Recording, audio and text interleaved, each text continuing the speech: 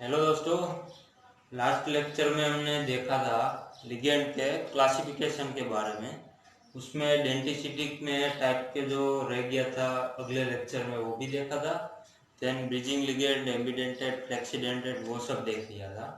तो गाइज आपने मेरे पहले वीडियोस को देखे नहीं हैं तो आप उसे देख लीजिए, उसके बाद ये वीडियो कंटिन्यू करें, तभी आपको छूट गई है वो चीज़ आपको समझ में आ जाएगी। तो चलो बाद हम हमारा लेक्चर स्टार्ट करते हैं, जो बाकी रह गए थे कुछ लिगेंड उसके बारे में। तो लेट्स स्टार्ट। नो बेसिकली हमारा लिगेंड रह गया था, वो था वन तो TPA. TPA means trees, trees यानी कि थ्री टाइम्स। 20 यानी कि 2 टाइम्स। वो नोमेनक्लेचर में आएगा, हम अगले लेक्चर में आपको पढ़ा देंगे। Then trees 2-phenyl methyl amines, यानी कि उसको छोड़ के लिखिए खोल के, तो 3 टाइम्स पिरिडीन है, उसके ऊपर एक मिथाइल ग्रुप अटैच हुआ है और वो अमाइन से जुड़ा हुआ है। तो पहले बेसिकली आपको करना क्या है, पहले एक एमोनिया के मोलेक्यूल को ले लो, उसके साथ क्या करो, ये तीनों तीन हाइड्रोजन को रिप्लेस कर दो 2-phenyl मिथाइल से। यानी कि क्या करो, ये आप पिरिडीन मोलेक्यूल को ड्रॉ कर लो और सेकंड पोजीशन है, इट्रो एटम से हम नंबरिंग स्टार्ट करते हैं, तो 1 या तो यहाँ मुक दो या तो यहाँ मुक दो। सपोज किया हमने यहाँ पर मिथाइल ग्रुप अटैच कर दिया और ये मिथाइल ग्रुप का कार्बन है, उसको यहाँ पर एक हाइड्रोजन को रिप्लेस करके वो एमोनिया में ज्वाइंट कर दो। यानी कि ऐसे आप 3 मॉलिक्यूल को ज्वाइंट कर दो, तब आपका हो जाएगा ये टीपीए लिगेंड। टीपीए यानी क्या है कि ट्रीस 2-phenyl मिथाइल एमाइन हो गया ये आपका ये लिगेंड टीपीए। ट्रीस यानी कि 3 टाइम्स, सिंपल। देन देखते हैं दूसरा लिगेंड, नेक। जो ये नेक आता है ये नहीं, NAAC जो यूनिवर्सिटी का क्रेडेशन करता है वो नहीं, ये नेक थोड़ा सा डिफरेंट है, तो चलो उसको भी देख लेते हैं। NN- डाइफिनाइल, यानी कि 2 नाइट्रोजन एटम है, उस पर 2 फिनाइल ग्रुप लगे हुए हैं, यानी कि दोनों नाइट्रोजन के ऊपर एक एक फिनाइल ग्रुप अटैच है। तो ये हो गया 2 नाइट्रोजन एटम्स और दोनों पर 1 पीएच ग्रुप अटैच हो गया, ऐसा कर दिया। उसके बाद क्या करना है, 2,4 पेंटा डाई इमाइनेटो, यानी कि अब क्या करो, 2,4 1 2 1 2 एंड 1 2 2,4 पेंटा 1 2 3 4 5 पेंटा डाई माइनेटो। तो ये हो गया हमारा बेसिकली नेक लिगेंड। इसका स्ट्रक्चर ऐसे हो जाएगा। उसके बाद हम देखते हैं टीएमसी। यानी कि उसका फुल फॉर्म क्या होगा, टेट्रा मिथाइल साइक्लाम, ये उसका कॉमन नेम है। और IUPAC नेम देखेंगे तो ऐसा होगा 1,4,8,11 टेट्रा मिथाइल एंड 1,4,8,11 टेट्रा एजा साइक्लोडोडेकेन। डोडेकेन यानी कि क्या है, दो यानी कि 2, डेकेन यानी कि 10, 10 + 2 यानी कि 12। तो यहाँ पर 12 मेंबर रिंग बनी हुई होगी, ये आप इस वर्ड से आप पहचान सकते हो। और ये क्या है, टेट्रा एजा, यानी कि 4 नाइट्रोजन ग्रुप है। एजा जो ग्रुप है वो हम नाइट्रोजन के लिए यूज करते हैं। सो टेट्रा एजा 4 नाइट्रोजन एटम और वो डोडेकेन यानी कि 12 मेंबर्ड रिंग होगी। ये साइक्लो ग्रुप यानी कि डबल बॉन्ड उसमें है नहीं, वरना डाइन वाइन लिखा होता होगा। तो देख लीजिए, ये आपने 4 नाइट्रोजन एटम रख दिए, उसको क्या करो आप, 4 इथाइलिन ग्रुप है वो नाइट्रोजन 2 नाइट्रोजन के बीच में 1 इथाइलिन ग्रुप ऐसे सब में ऐड कर दो। उसके बाद क्या करो, हर एक नाइट्रोजन पर एक मिथाइल ग्रुप ज्वाइन कर दो। ऐसे ये लिखा है तो उसका मतलब क्या है, यहाँ पर CH3 ग्रुप अटैच है, नहीं कि इसलिए देखने के लिए ही ये ड्रॉ किया है। सो ये बात थी हमारी ये टीएमसी लिगेंड के बारे में। अब देखते हैं हम सेलेन। सेलेन शाओलिन कुंफू होता है वो नहीं, ये शाओलिन थोड़ा सा डिफरेंट है। तो ये सेलेन है, उसमें 2,2 इथाइलिन 20 नाइट्राइलो मिथाइलिन डाइफिनोक्साइड, ये हमारा लिगेंड हो गया सेलिन। तो 2,2 फिनाइलिन यानी कि ये 2 फिनाइल फिनाइल ग्रुप हो गया, उसमें फिनाइलिडिन का है यानी कि O- ग्रुप हमने ज्वाइंट कर दिए। इथाइलिन तो यहाँ पर है, देन क्या किया, ये इथाइलिन ग्रुप है, ये नाइट्रोजन है, ये इथाइलिन ग्रुप, ये फिनाइलिडिन हो गया। एंड दूसरा क्या है कि डाइफिनोक्साइड यानी कि ये 2 ऑक्सीजन ग्रुप हो, ऑक्सीजन एटम हो गया और उस पर नेगेटिव चार्ज यानी कि उसको फिनोल हो गया। देखो ये बेसिकली क्या है, ये फिनोल है हमारा, और यहाँ पर से हाइड्रोजन को आप रिप्लेस करवा दोगे किसी भी बेस को एडिशन करने के बाद, तो यहाँ पर वो माइनस हो जाएगा। तो इसी रिंग को हम बोलते हैं फिनोक्साइड, फिनोल में से फिनोक्साइड। वैसे ही यहाँ पर डाइफिनोक्साइड कर दिया, O- रह गया और नाइट्रोजन के साथ ये ज्वाइंट हो गया ऐसे, तो इसे बोलते हैं हम शाओलिन, सेलेन, सेलेन कुंफू। तो हो गया।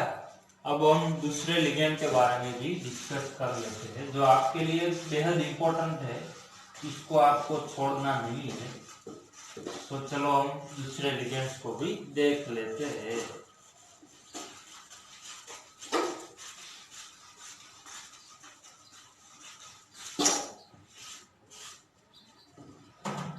चलो अब देखते हैं डीटीसी के बारे में। डीटीसी, ये डीटीसी क्या है, डाई अल्काइल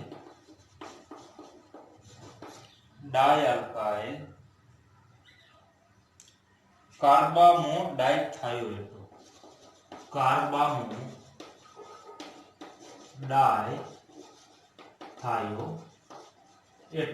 ये हमारा है डीटीसी लिगेंड। तो उसका स्ट्रक्चर क्या होगा, CN RR, यहाँ पर 2S सल्फर लगा दो, यहाँ पर नेगेटिव चार्ज रख दो, एंड अब दूसरा क्या करो, यहाँ पर भी डबल बॉन्ड के जैसा ड्रॉ करो। तो ये हो गया हमारा डीटीसी, डाई अल्काइल कार्बामो डाइथायोएटो हो गया। अब ये हमारा तीसरा, अब जो लिगेंड बाकी रह गया है उसके बारे में देख लेते हैं। डाइथायोलाइन, डाइथायोलिन क्या है, डाइथायोलिन है 1,2-इथीन डाइथायोलेट। तो उसका फॉर्मूला हम कैसे ड्रॉ करेंगे, इथीन यानी कि ये इथीन का मॉलिक्यूल ले लिया, उस पर क्या करेंगे हम 6 पोजीशन पे दोनों हाइड्रोजन को सब्स्टिट्यूट कर देंगे सल्फर के द्वारा, और ये बॉन्ड है उसे हम रेजोनेंस में ड्रॉ कर देंगे और ये -2 उसकी वैलेंसी रख देंगे। तो ये हो गया हमारा डाइथायोलिन लिगेंड। और अब जो बचा हुआ है वो लिगेंड है DPPE, यानी कि 1,2-इथेन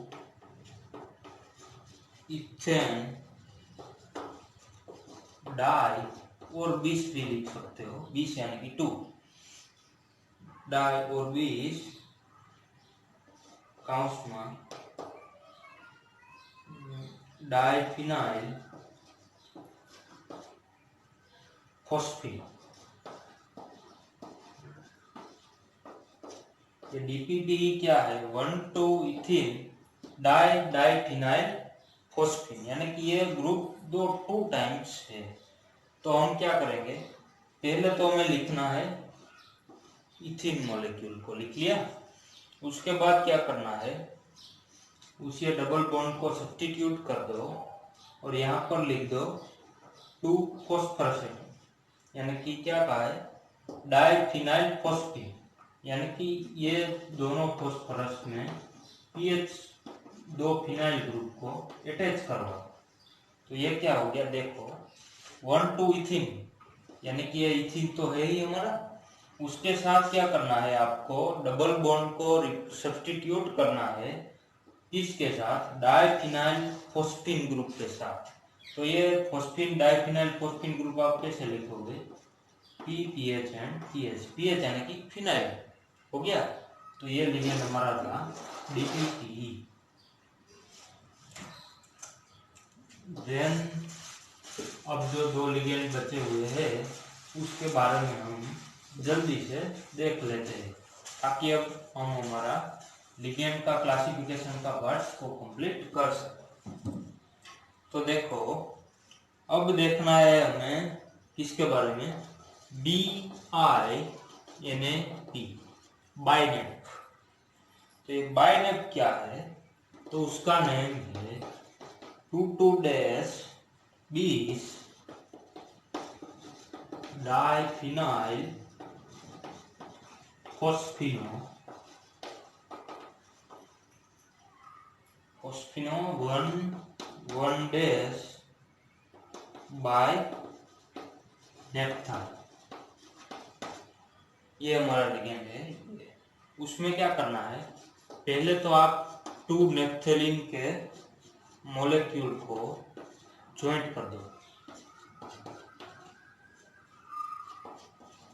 हो गया 2 नेप्थेलिन, यानी कि क्या है, ये बाय नेप्थाल लिखा हुआ है ना, बाय नेप्थाल 1,1-, तो यहाँ पर भी 1 नंबर दिया, यहाँ पर भी 1 दिया, तो ये 1,1- हो गया, क्योंकि इसके नंबर को डिस्टिंग्विश करने के लिए डैश यूज किया।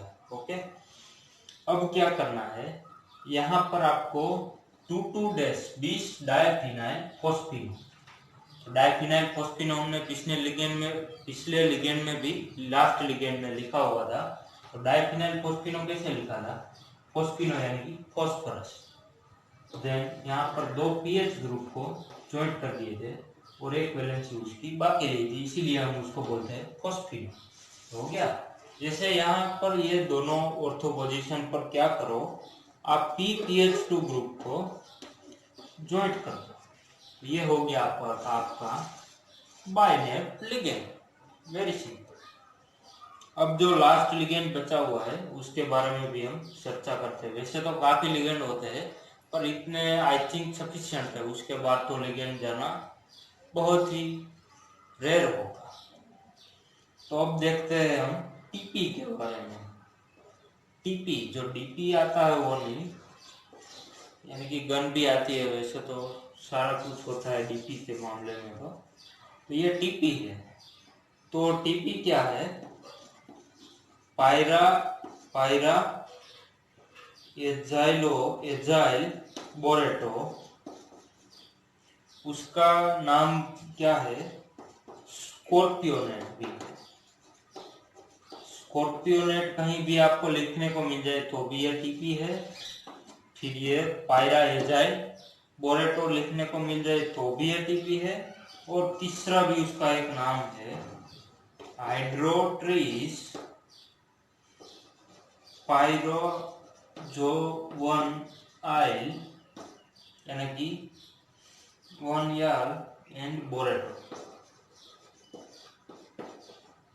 तो ये है हमारा टीपी लिगेंड, पायरा एजाइल बोरेटो स्कॉर्पियोनेटो हाइड्रोट्रिस पायराजोवनाइल बोरेटो।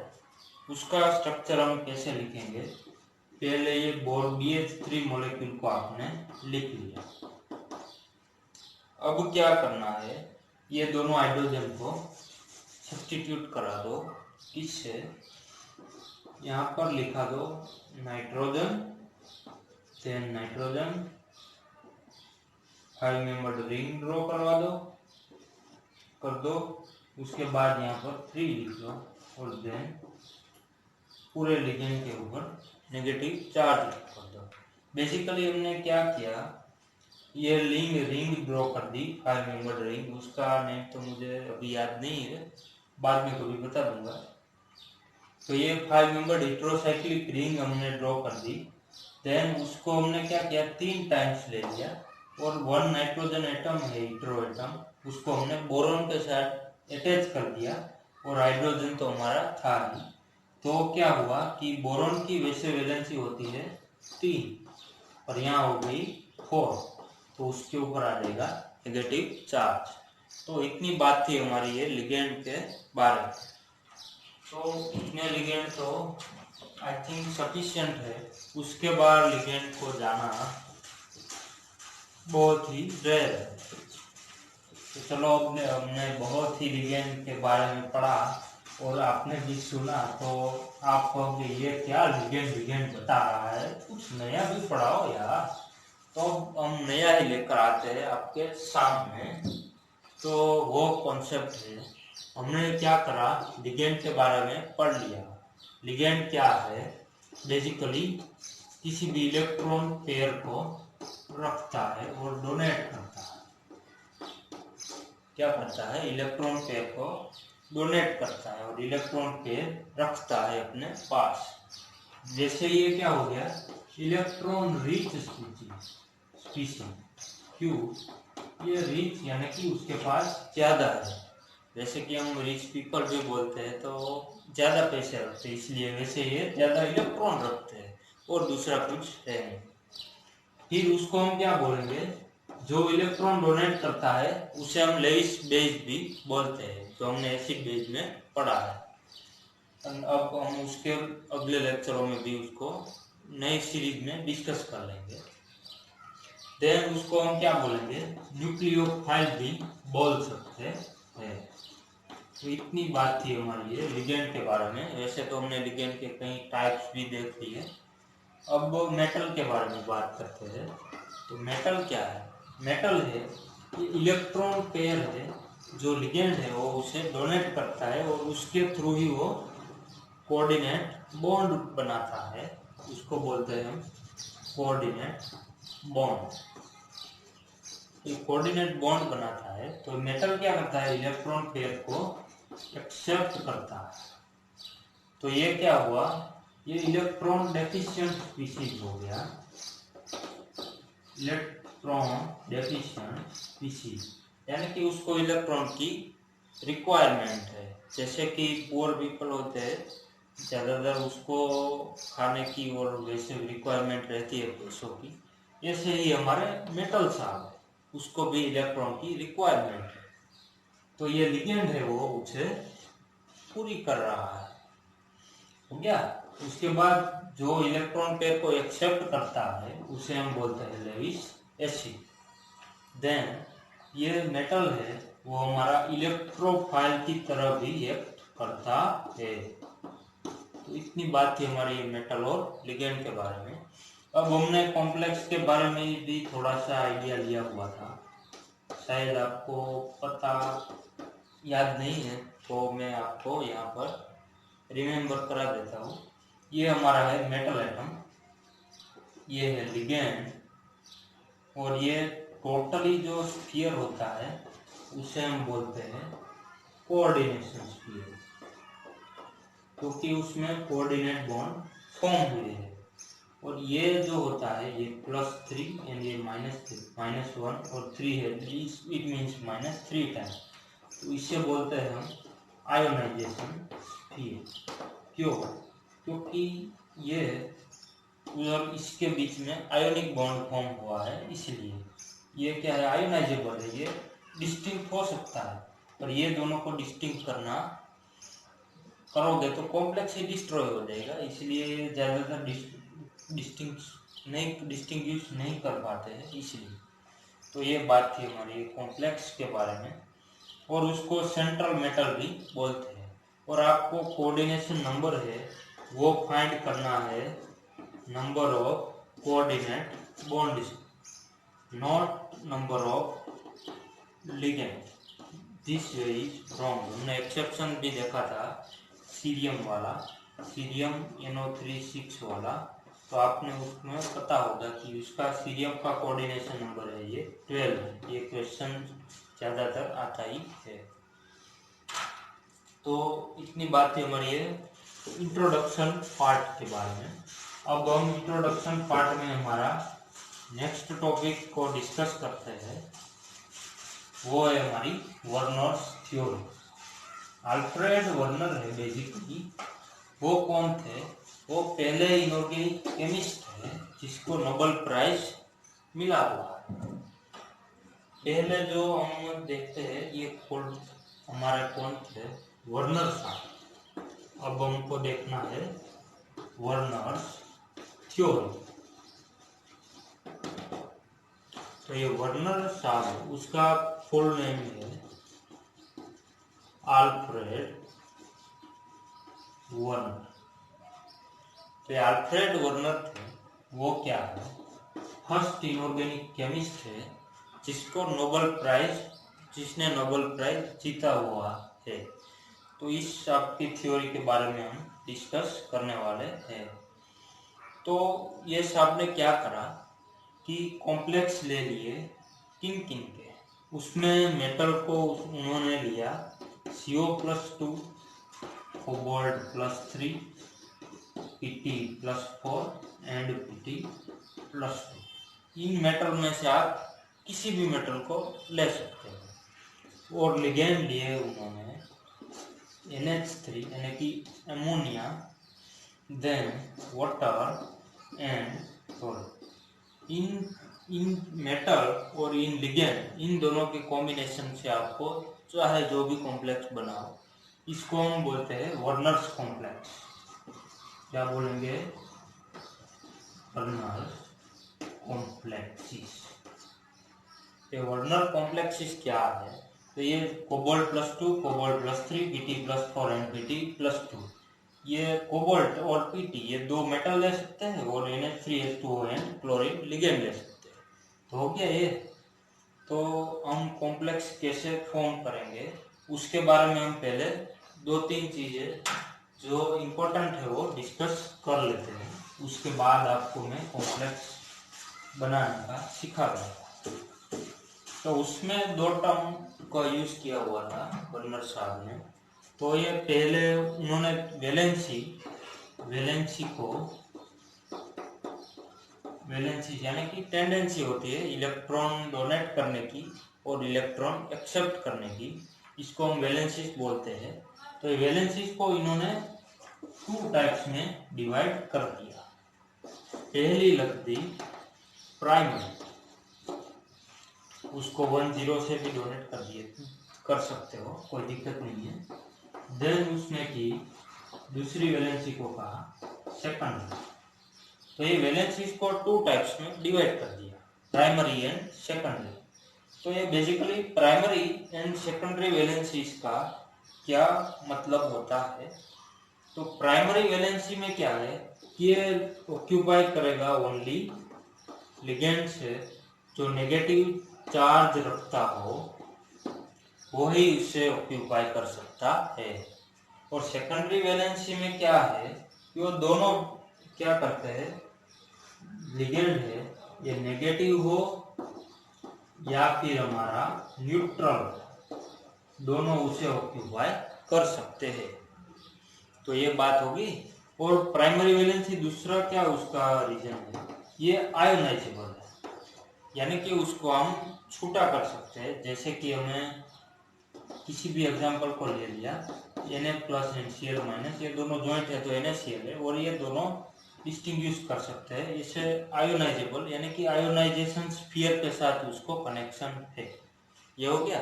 और ये सेकेंडरी वैलेंसी है, वो क्या होती है?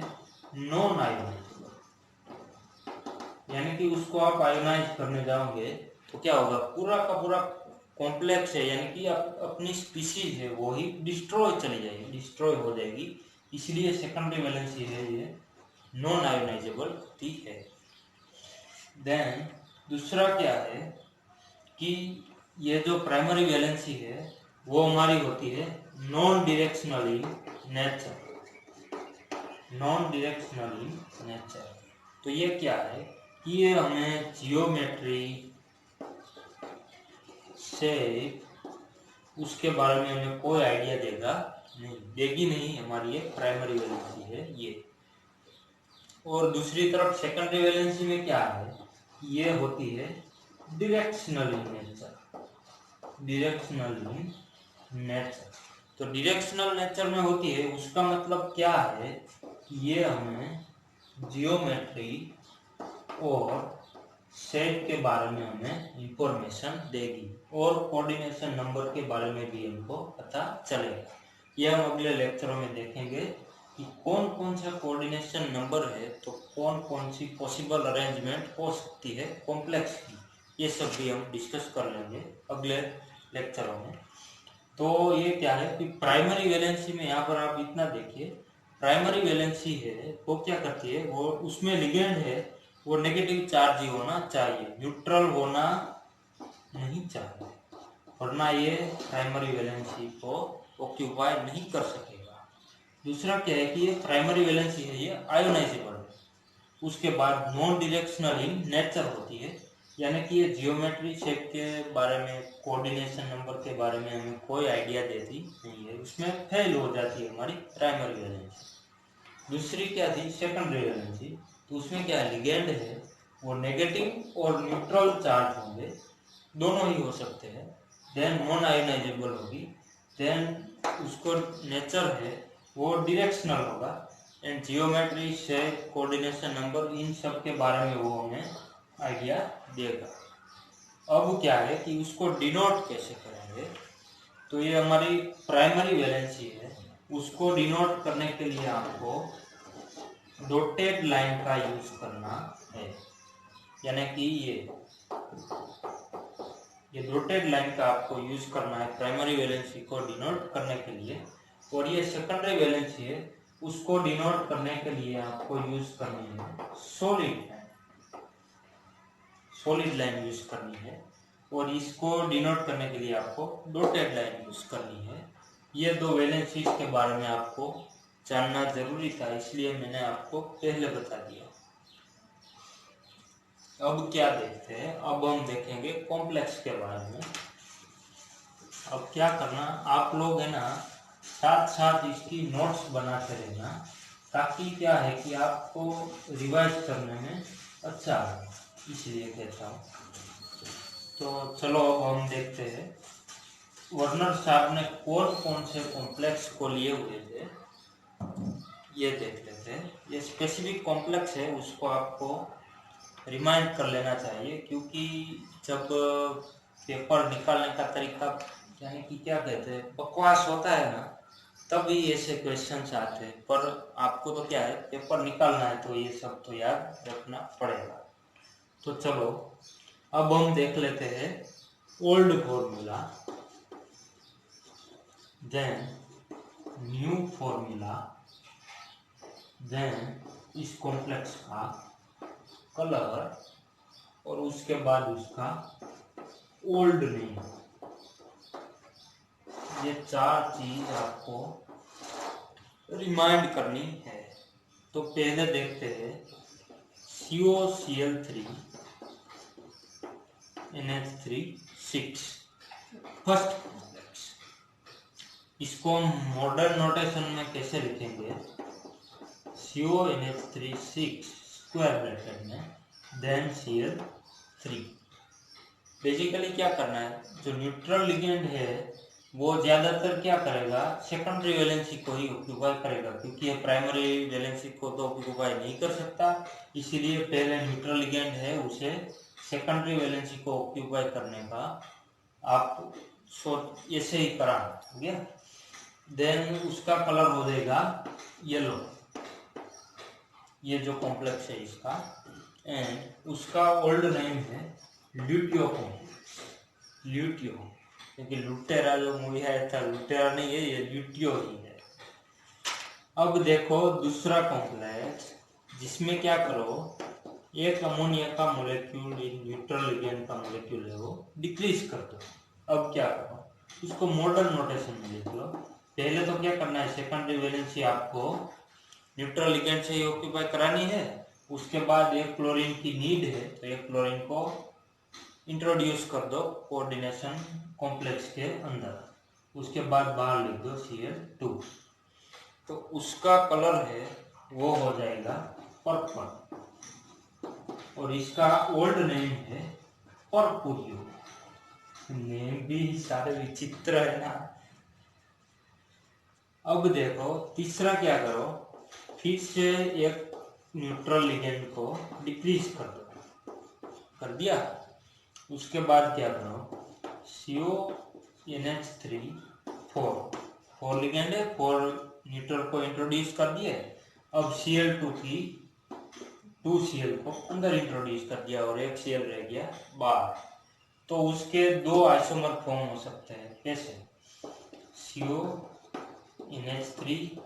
NH3 NH3 NH3, 2 Cl को ऑपोजिट साइड में रख दो, तो ये हो जाएगा हमारा ट्रांस। और दोनों Cl को क्या करो, आप एक ही साइड में रख दो, तो ये हो जाएगा हमारा सिस। तो इसी तरीके से ये 2 टाइप्स ऑफ कॉम्प्लेक्स फॉर्म होगा। तो पहले हम देखेंगे सिस का कलर, उसके बाद देखेंगे हम ट्रांस का कलर। तो सिस का कलर क्या है, वायलेट, एंड उसका नाम भी है वायोलियो। फिजिकली क्या है, उन्होंने कलर पर से ही उसका नाम रख दिया है। ल्यूटियो थोड़ा सा डिफरेंट है, तो ये आपको याद कर लेना। देन ट्रांस का कलर है ग्रीन, और उसका नाम रखा है प्रेसियो। ये भी थोड़ा सा डिफरेंट है, तो इसे भी याद रख लेना। देन अब हम हमारा फोर्थ कॉम्प्लेक्स देख लेते हैं। यहाँ पर फिर से एक न्यूट्रल लिगेंड को कम कर दो, तो उसका न्यू फॉर्मूला क्या आ जाएगा, CONH3 थ्राइस Cl3। पूरा का पूरा एक कॉम्प्लेक्स फॉर्म हो जाएगा। और उसका कलर क्या है, ब्लू ग्रीन मिक्स। उसका ओल्ड नेम का तो कुछ पता नहीं है क्या है। ऐसे इसी तरीके से ये वर्नर्स थ्योरी में हमने ये वर्नर्स कॉम्प्लेक्स को देख लिया। पहले क्या करो, COCl3NH3 ये ओल्ड फॉर्मूला है। ये ओल्ड फॉर्मूला में कैसे लिखते थे, पहले हमारा सेंट्रल मेटल, उसके बाद नेगेटिव चार्ज लिगेंड, उसके बाद न्यूट्रल लिगेंड, ऐसे लिखते थे। और हम वो न्यू फॉर्मूला में क्या है, पहले कॉम्प्लेक्स लिखो, उसके बाद नेगेटिव चार्ज लिगेंड लिखो, और एनाइन को कैसाइन को पहले लिखना, उसके बाद को कॉम्प्लेक्स को लिखना। ये नोमेनक्लेचर पार्ट में आता है, हम अगले लेक्चर में इसे डिस्कस कर लेंगे। तो ये हो गया हमारे कॉम्प्लेक्स के बारे में बात। अब हम देखते हैं कि इसका स्ट्रक्चर हम कैसे ड्रॉ करेंगे वर्नर थ्योरी के हिसाब से। तो ये भी हम सीख लेते हैं, ताकि आपको उसमें भी कंफ्यूजन ना आए। तो चलो मैं आपको 2-3 कॉम्प्लेक्स का स्ट्रक्चर ड्रॉ करके दिखा देता हूँ। हमने लिया CONH3 6Cl3 कॉम्प्लेक्स, इसको हमें ड्रॉ करना है। तो हमने क्या कहा था, प्राइमरी वैलेंसी है उसे आप लिखो, ड्रॉ करो डॉटेड लाइन से प्राइमरी, और सेकेंडरी वैलेंसी है उसको आप सॉलिड लाइन से ड्रॉ करो। तो इतनी बात थी हमारे लिए। हमने पहले लिख लिया मेटल, यानी कि हमारा कोबाल्ट। अब क्या है, हमारे पास सेकेंडरी वैलेंसी ऑक्यूपाई की है क्लोरीन एमोनिया में, तो उसे हम लिखेंगे सॉलिड लाइन से। तो ये 1 2 3 4 5 एंड 6, तो ये सब एमोनिया मोलेक्यूल हमने ड्रॉ कर लिए सॉलिड लाइन से। अब क्या करना है, ये इन्होंने सेकेंडरी वैलेंसी ऑक्यूपाई की थी, क्लोरीन ने ऑक्यूपाई की है प्राइमरी वैलेंसी, क्योंकि ये नेगेटिव चार्ज लिगेंड है इसलिए। तो हमें ये डॉटेड लाइन से 3 क्लोरीन के लिगेंड को हमको ड्रॉ, मॉलिक्यूल को हमको ड्रॉ कर देना है। तो ये हो गया हमारा वर्नर्स नोटेशन। उसे क्या वर्नर्स नोटेशन भी आप कह सकते हो सके कि आपको ये एग्जाम में पूछ ले कि प्राइमरी वैलेंसी कैसे ड्रॉ करेंगे आप नर्स नोटेशन में, सेकेंडरी कैसे ड्रॉ करेंगे, या फिर कॉम्प्लेक्स का स्ट्रक्चर ही आपको बता दे और कह दे कि इनमें से कौन है जो प्राइमरी वैलेंसी ऑक्यूपाई कर रहा है और कितने एमोनिया मॉलिक्यूल है वो सेकेंडरी वैलेंसी को ऑक्यूपाई कर रहा है। ऐसे क्वेश्चंस बन सकते हैं। देन दूसरा कॉम्प्लेक्स हम देख लेते हैं, CONH3 5Cl and Cl2।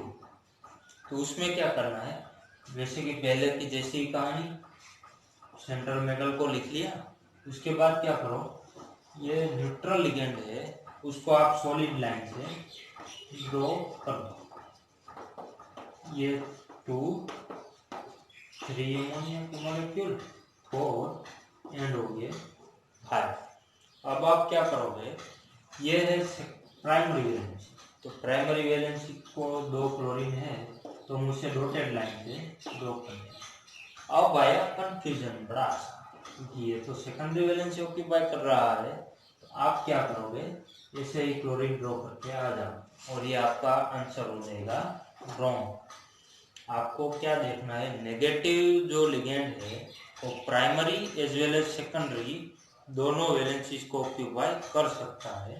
तो इसको क्या करना है, ये सेकेंडरी के फॉर्म में ड्रॉ किया और अब कर दो प्राइमरी के फॉर्म में भी। जैसे क्या है, प्राइमरी एंड सेकेंडरी दोनों वैलेंसी जो भी लिगेंड ऑक्यूपाई करता है उसे आप सॉलिड लाइन और ऊपर डॉटेड लाइन से ड्रॉ कर दो। तो ये हो जाएगा आपका primary and secondary both mix का। तो हमने जितने भी कॉम्प्लेक्स जो स्टडी किए थे अगाउ, जो हमने ओल्ड नेम से याद रखे हुए हैं, रिमेम्बर किए हुए हैं, उसको आप ऐसे ड्रॉ करके प्रैक्टिस कर लेना ताकि आपका ये पार्ट स्ट्रॉन्ग हो जाए। अब देखेंगे हम क्या ये वर्नर्स थियरी है, ये बेसिकली राइट है या फिर रॉन्ग है। इसके नोबेल प्राइज मिला हुआ है, तो क्यों इसके आपको क्या चाहिए, प्रूफ चाहिए। तो अब हम देखेंगे evidence of Werner's theory, evidence या फिर प्रूफ भी बोल सकते हैं। तो चलो हम देखते हैं इसके एविडेंस के बारे में। एविडेंस में पहला आप लिख लो इलेक्ट्रिकल कंडक्टेंस।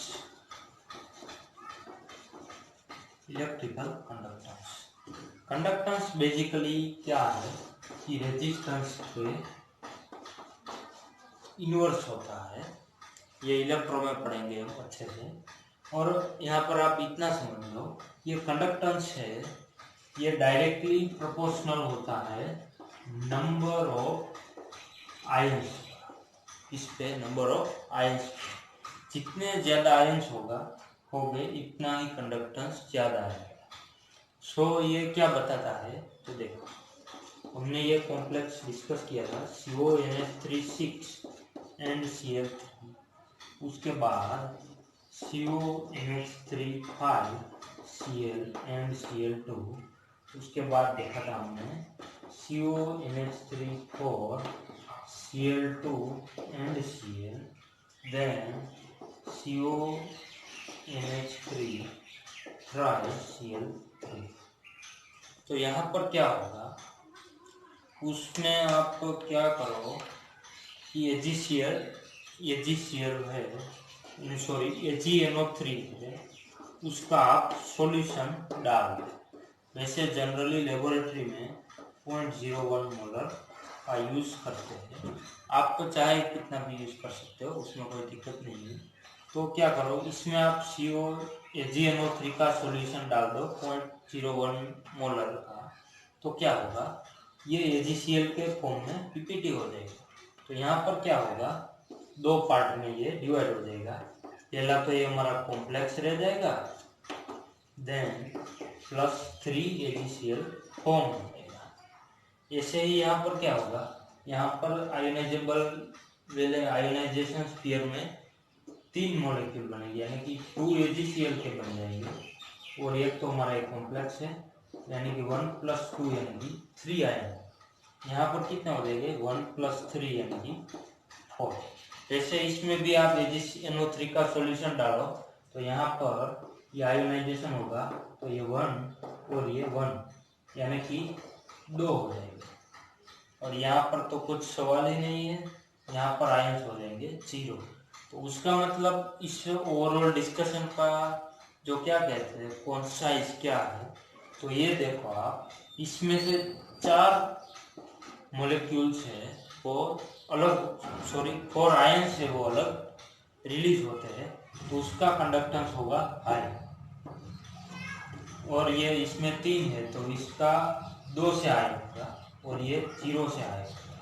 इसका मतलब क्या हुआ कि ये कंडक्टेंस में एक्चुअली एक्सपेरिमेंट करने से ये पाया गया, जिसमें नंबर ऑफ आयंस ज़्यादा थे उसका कंडक्टेंस हमें मिला था ज़्यादा, और जिसका कंडक्टेंस कम मिला उसमें नंबर ऑफ आयंस क्या थे, कम थे।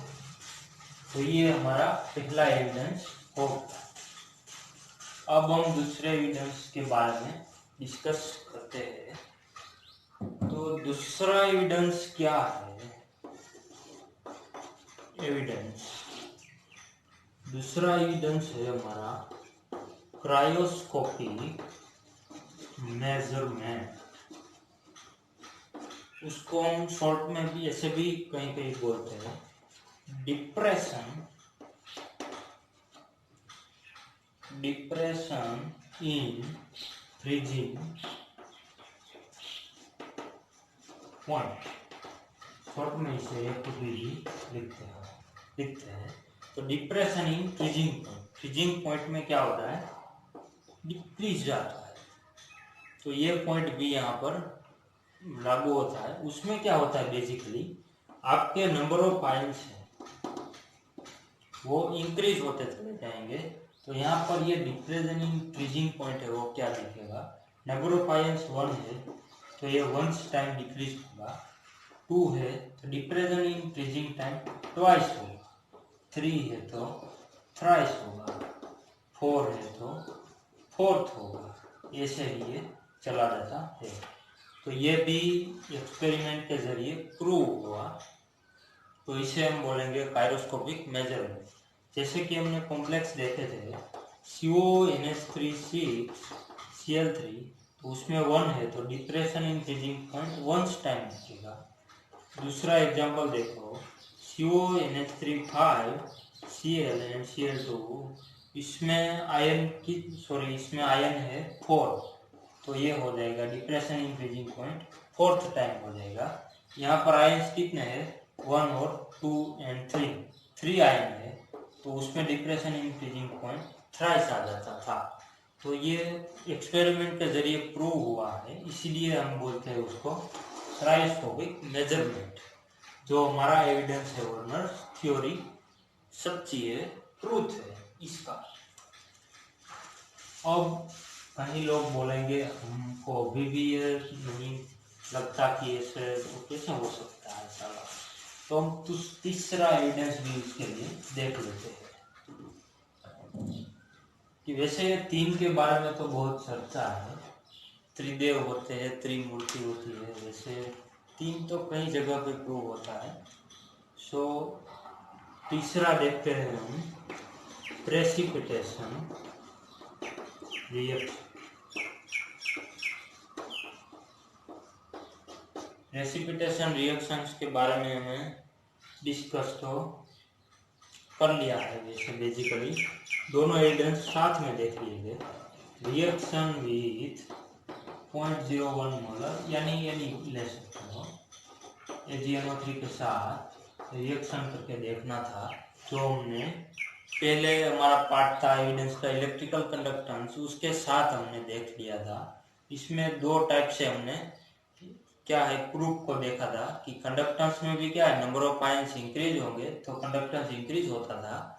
और ये यहाँ पर क्या है कि आप AgNO3 के साथ रिएक्शन कराओगे तो भी आपको पता चल जाएगा कि सपोज कीजिए CONH3 4Cl2 एंड Cl है, तो उसका आपको पता है कोबाल्ट एमोनिया एंड क्लोरीन का ही कॉम्प्लेक्स है। तो अब क्या होगा कि इसका AgCl के साथ रिएक्शन कराओगे तो ये अलग हो जाएगा और ये AgCl का एक ही मॉलिक्यूल आपको मिलेगा। तो आपको पता चल जाएगा कि 2 क्लोरीन के एटम्स है वो कॉम्प्लेक्स के अंदर है। ये सीस होगा या ट्रांस होगा, ये उसका कलर बता देगा। सिंपल है। तो ऐसे ये प्रेसिपिटेशन रिएक्शन से भी इसका प्रूफ हमें मिल चुका था। और तीसरा और चौथा और कहीं भी हमने और कितने सारे हमने इसके एविडेंस पाए थे हमारे साइंटिस्टों ने, मैं तो नहीं, हम तो पढ़ रहे हैं खाली। जो किससे थे, इलेक्ट्रॉनिक स्पेक्ट्रा लिए थे, देन XRD से भी उसके स्ट्रक्चर को प्रूव किया था। तो ये सब प्रूफ मॉडर्न प्रूफ है और ये तीनों प्रूफ हमने देखे वो ओल्ड प्रूफ थे, यानी कि ओल्ड जो जमाना होता था उसमें ये चलते थे। तो इतनी बात तो हो गई हमारी ये एविडेंस के बारे में। अब हम देखेंगे वर्नर्स थ्योरी की लिमिटेशन। ये वर्नर्स थ्योरी है, ये फेल क्यों हो गई? क्योंकि है ना, किसी भी साइंटिस्ट थ्योरी को देता है तो उसका लिमिटेशन, उस लिमिटेशन तो वर्ड बहुत अच्छा नहीं रहता है, तो हम ड्रॉबैक्स भी कहते हैं उसको। ये ड्रॉबैक्स या लिमिटेशन, उसमें कमी क्या आ गई जिसकी वजह से ये वर्नर थ्योरी फेल हो गई। तो उसके बारे में क्या है, ये है ना, जो हमारी वर्नर थ्योरी है वो एक्चुअल कलर एंड स्पेक्ट्रा को मेजर नहीं कर रही थी। तो ये पहली हमारी लिमिटेशन। एक्चुअल कलर किसी भी कॉम्प्लेक्स का हो तो ये हम वर्नर्स थ्योरी के जरिए से ये सब नहीं बता पाते थे। देन उसका स्पेक्ट्रा भी हम अच्छे से नहीं बता सकते थे। दूसरी बात क्या थी, दूसरा ड्रॉबैक्स क्या था, तो ये था मैग्नेटिक प्रॉपर्टी के बारे में कि ये कॉम्प्लेक्स की मैग्नेटिक प्रॉपर्टी, यानी कि पैरामैग्नेटिक होगा, डायमैग्नेटिक होगा, फेरोमैग्नेटिक, पेरीमैग्नेटिक एक्सेट्रा, ये कौन सा पदार्थ का मैग्नेटिक बिहेवियर है, इसके बारे में भी हम वर्नर्स थ्योरी के जरिए स्टडी नहीं कर सकते। तीसरा ड्रॉबैक्स क्या था कि ये हाइब्रिडाइजेशन भी अच्छे से बता नहीं सकता था। ये हाइब्रिडाइजेशन में क्या करते थे, ये CONH3 है तो इसका बेसिकली ये sp3d2 हाइड्रोजन हाइब्रिडाइजेशन ले लेते हैं, हाइड्रोजन क्या ये से करते हैं और परफेक्ट नहीं बता पाते थे ये sp3d2 है या d2sp3 है, कौन सा है ये नहीं बता सकते थे। ऐसे ये सारे ड्रॉबैक्स आए थे।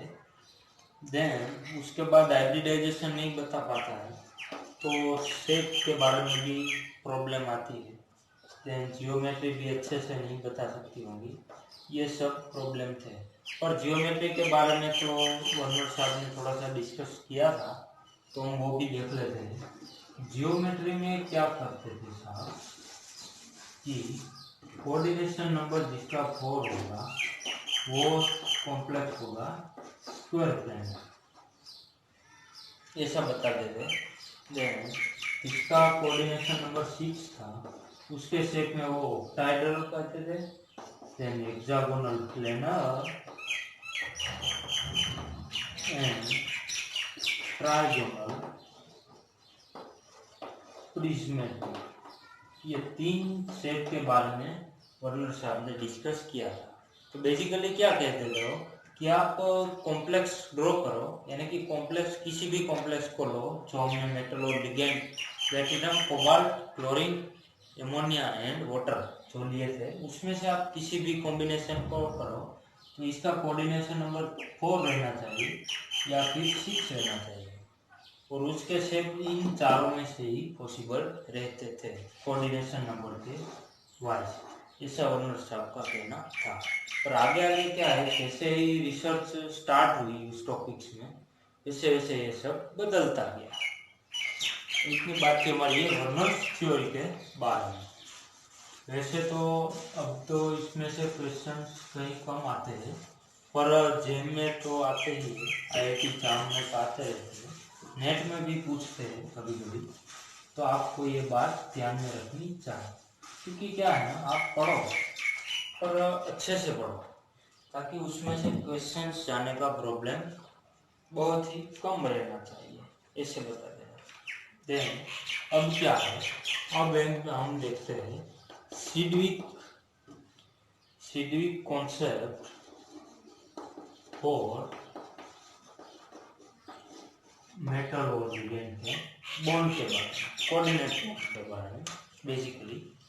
तो ये क्या कहते हैं कि जो लिगेंड है वो क्या करेगा, उसका इलेक्ट्रॉन है वो मेटल को डोनेट कर देगा, और क्या करेगा, मेटल की वैकेंट ऑर्बिटल है उसमें लिगेंड के फील्ड ऑर्बिटल है वो इलेक्ट्रॉन डोनेट करेंगे, उसके वजह से क्या होगा, ये कोऑर्डिनेशन बॉन्ड फॉर्म होगा। ऐसा ही सिडविक कॉन्सेप्ट के बारे में पढ़ना है, पर उसकी लिमिटेशन भी आ गई है।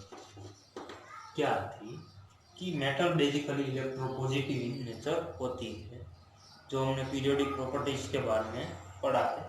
मैं पीरियोडिक प्रॉपर्टीज के बारे में भी लेक्चर अपलोड करूंगा फ्यूचर में।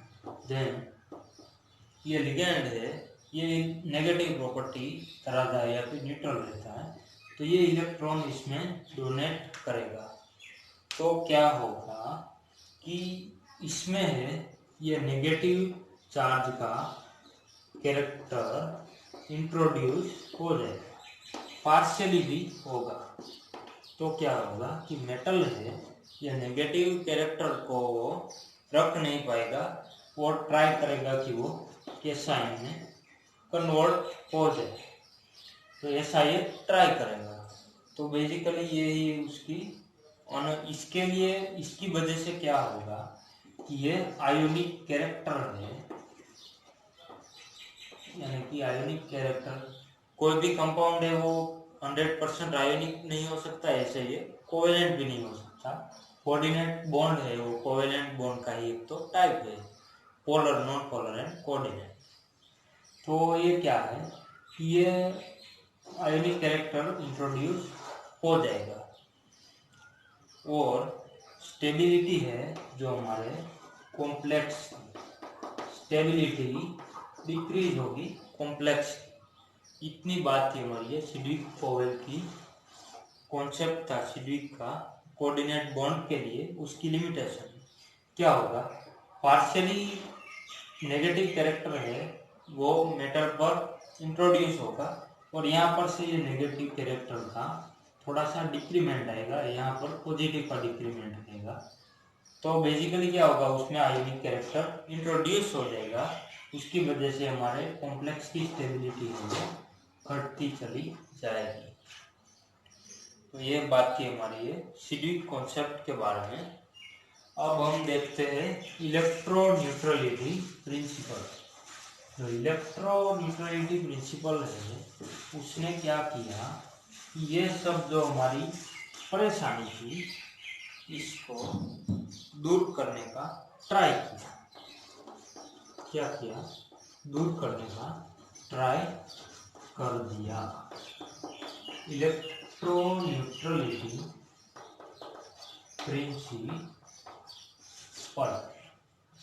तो ये इलेक्ट्रोन्यूट्रलिटी प्रिंसिपल बेसिकली क्या कहता है कि ये अब देख लो कि मेटल एंड लिगेंड के बीच में जो ये कोऑर्डिनेट बॉन्ड फॉर्म हुआ था, उसके वजह से क्या था कि सिडविक रूल था, उसकी एक लिमिटेशन इंट्रोड्यूस हो जाती थी कि ये क्या है, इसमें आयोनिक कैरेक्टर इंट्रोड्यूस होता था, स्मॉल फिर भी इंट्रोड्यूस होता था, इसीलिए क्या होता था, कॉम्प्लेक्स की स्टेबिलिटी डिक्रीज होती थी।